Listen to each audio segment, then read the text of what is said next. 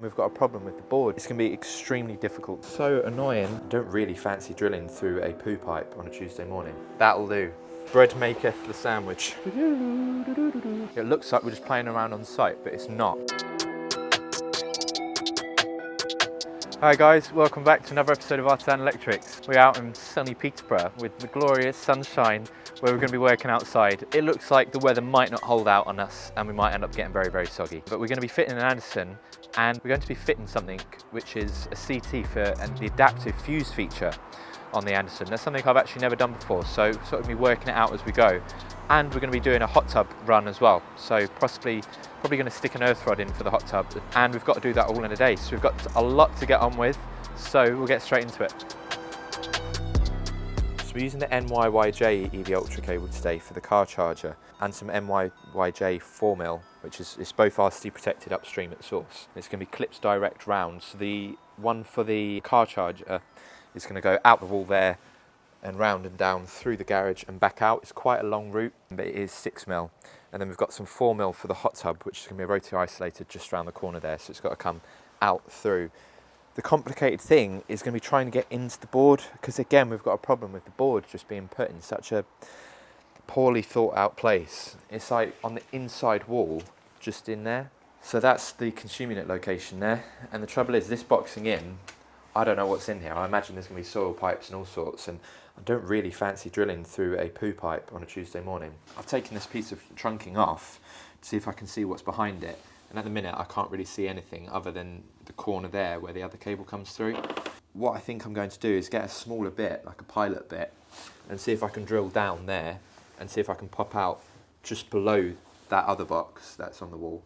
And if that works and I can pop out there, then I'll do another one just above it, and then I'll widen them both out from either end with my slightly thicker bit, my 25mm bit, and then I'll put probably the hot tub one on the top running that way, and then the car charger cable on the bottom running that way, and then I'll replace this trunking for some slightly bigger trunking. I think this looks like 75, or sorry, that's 50. I've got some 75 in the van, so it's a little bit wider. I'll probably just put that there so it gives me a little bit more grace with drilling the holes. We'll just get that drilled through and see how that looks, see how that goes.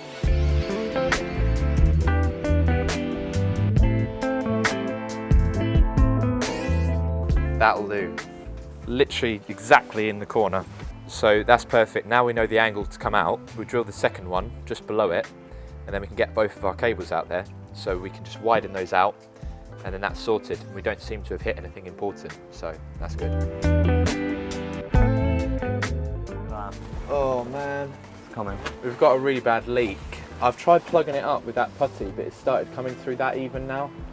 See, it's actually quite a fast drip, and what it's done is it's built up and it's rolled down and it's gone all over our Hilti tools. So let's put our tool bag up there. It's so annoying. It's like one of the bungs is missing on the roof or something, but when I looked up there I could see it.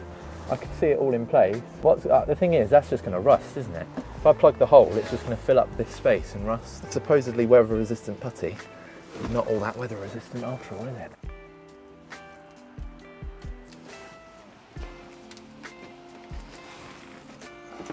Alright. Hopefully that should hold off the worst of it until it kind of stops raining, or at least slows down raining. We'll see how much water that collects. Yeah, folding bucket, tool of the day. Check the link in the description below.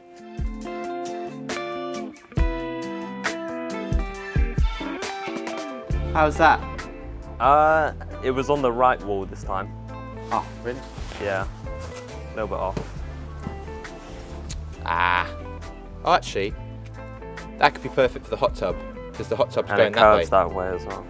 We'll pretend we aim for that. That's exactly where we wanted it to go. Angle drilling comes through again. See these little things here? Yeah.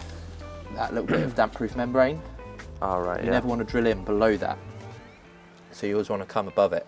And if you've got that air brick thing there, or that spacer or whatever it is, we would just come in that course there and cleat it. That's actually perfect. Meant to do that. Yeah.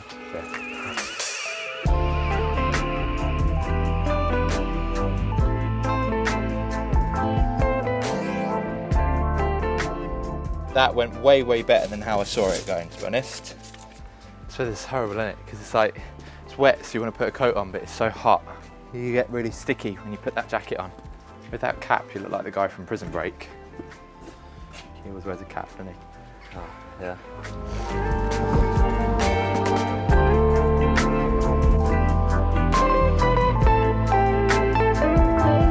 Just trying to think how we can get around that, because I can't get behind it. I could chisel behind the brick and chisel behind the brick and kind of get it in the mortar line.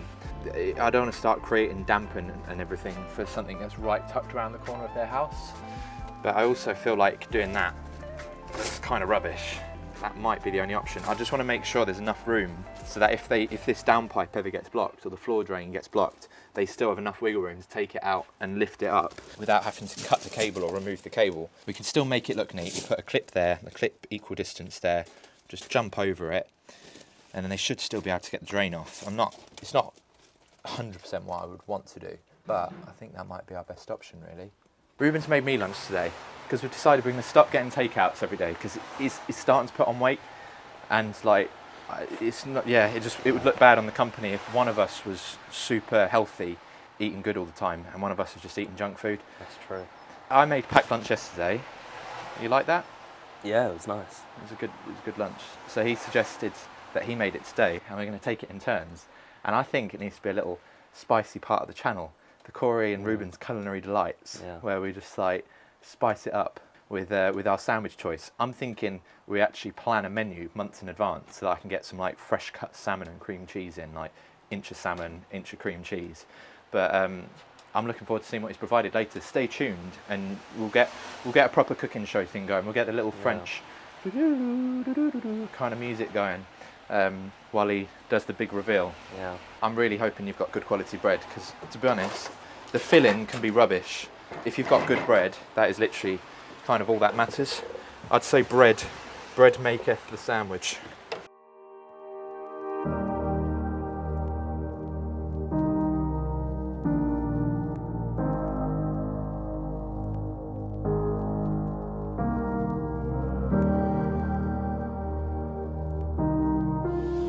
No dust, completely just absorbed all the dust. This cable is really expensive, so we don't want to waste it. You got that? Oh, feels like you got enough there. So just enough to get comfortably up into the charger will be enough. We'll push that slack back. And now, Reuben, if you want to get the attachment for that drill, do we have the hammering clips yet, or are we still?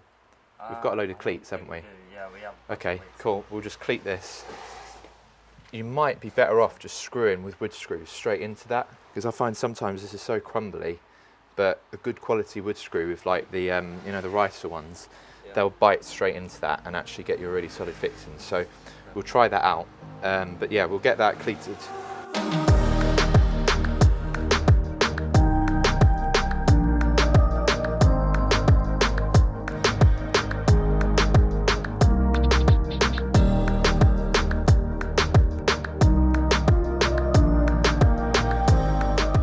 I've got a hack to end all hacks. A wise man showed me this. In fact, I'm not going to go turbo straight away. Turbo is when you use both. But you just bite off one end, bite off the other end. And if you're ready for it,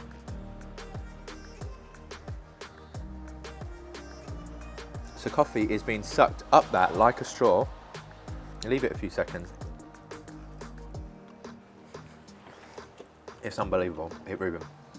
You need to try this. Okay. I want to catch a live reaction. Let me ask you, have you ever done this before? No. Okay, so for the viewers at home, he has never done this before. This is live. This is real life. This is not staged.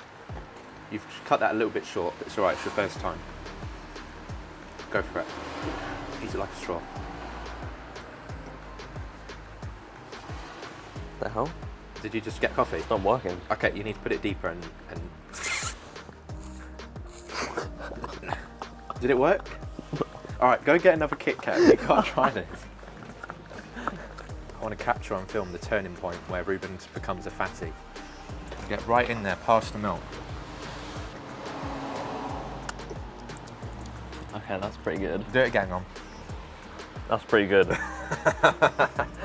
It's super annoying, but there's been a miscommunication somewhere, because I thought we'd have cleats and stuff here on site, but we haven't. So I'm gonna go to the wholesaler which I'm hoping there's one kind of nearby because we're in Peterborough, which is not really very near to us. I'm gonna have to go buy some more cleats, buy some more clips, and I'm gonna leave Reuben to mount this. When we come back, I'll start doing the consumer unit side, because the trouble is I can't really do much more until I get these bits. I want to get a little bit of trunking as well, just to come along the bottom of the board, because I can't really see another neat way of doing it. So I'm going to nip off for a minute and I'll leave you to some beautiful B-roll of Reuben.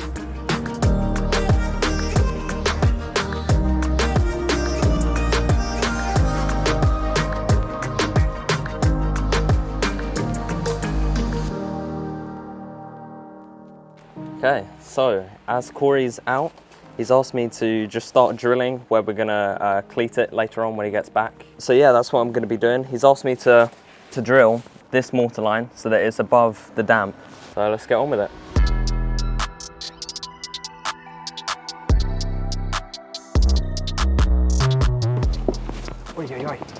Right, I'm back. Managed to get everything pretty much, so we'll go see how Reuben's getting on.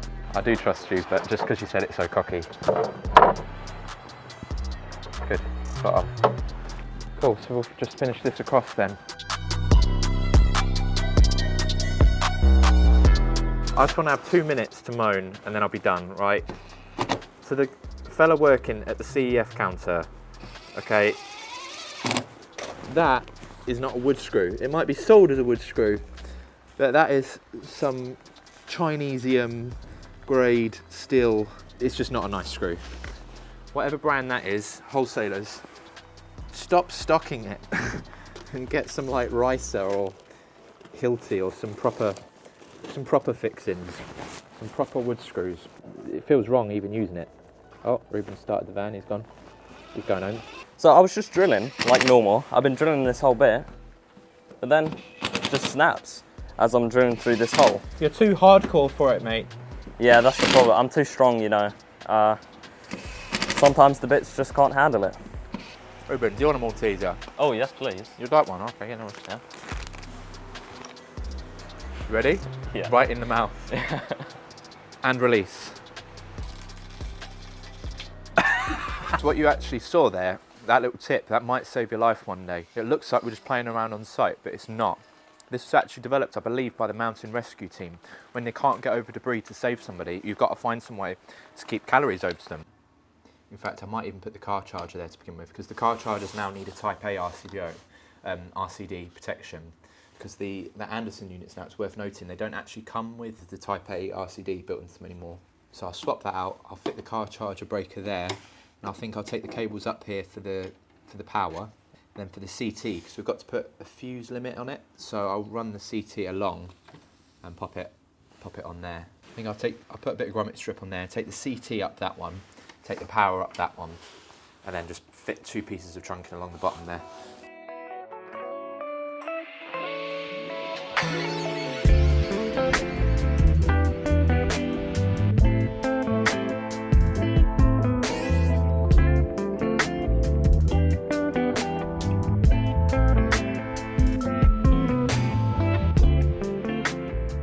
See the difference between these two RCDs, residual current devices, or I think in other countries ground fault current interrupted devices and whatever, I can't remember what you call them.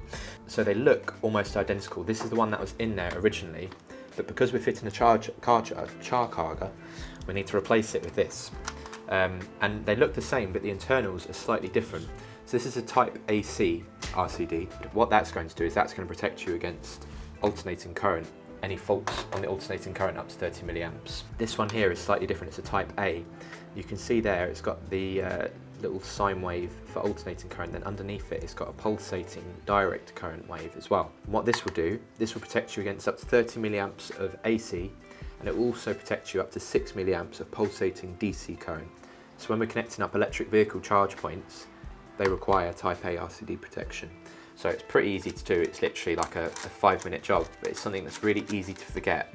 But it's important not to miss, especially because for some reason the Anderson, they've decided to take that out of the charger. It used to be included in the charger, but now you have to protect it upstream, which is not always a terrible thing to have upstream protection, because you don't have to mechanically protect the cable because you've got that 30 milliamp protection. but it's still something basically just to bear in mind. You do need type A protection.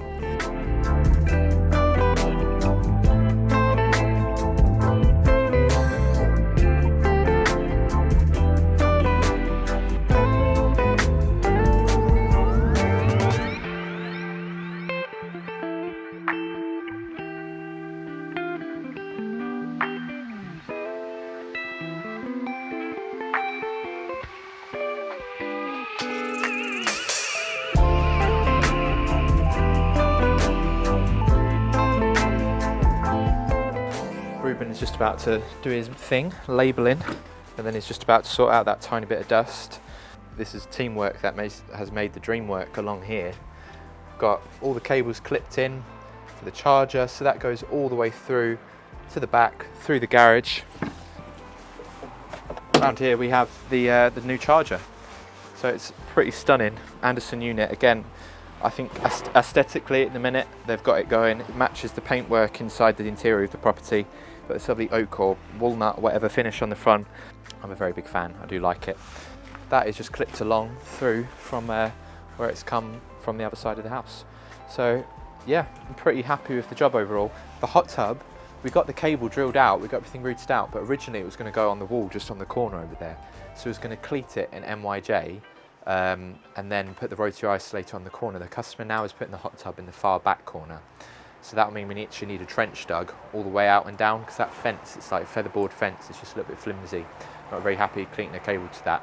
Doesn't really feel very permanent. So we're going to get a trench dug for all the way down to the end of the garden. Once that's dug, we can then just drop a cable in it and we'll come back another time and finish off that hot tub. But I hope you've enjoyed it. I hope there's been something you've been able to learn from it, or at least you found it mildly entertaining. And I look forward to seeing you in the next one.